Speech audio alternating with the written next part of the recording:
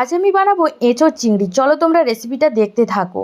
আর আলুকে ছোট ছোট করে এভাবে কেটে নিয়েছি। চিংড়ি মাছগুলো লবণ হলুদ মাখিয়ে 5 মিনিট রেখে দেবো। আর এখানে এঁচোড় আর আলুটাকে সেদ্ধ করতে দিয়েছি। সেদ্ধ হওয়ার পরে হালকা করে তেলে ভেজে নিচ্ছি। মাছগুলোও ভালো করে ভেজে নেব এবং ওই কড়াইতে অল্প করে তেল দিয়ে পেঁয়াজ কুচি দিয়ে দিলাম। প্রথমে পেঁয়াজটাকে ভালো করে ভেজে নেব। পেঁয়াজটা ভাজা হয়ে গেলে আদা রসুন বাটা দিয়ে দেবো, সেটাও 5 মিনিট ভালো করে ভেজে নেব। এটাকে একটু ভাজা ভাজা করার পরে হলুদ গুঁড়ো লঙ্কা গুঁড়ো দিয়ে ভালো করে হালকা করে ভেজে নেব 2 মিনিট।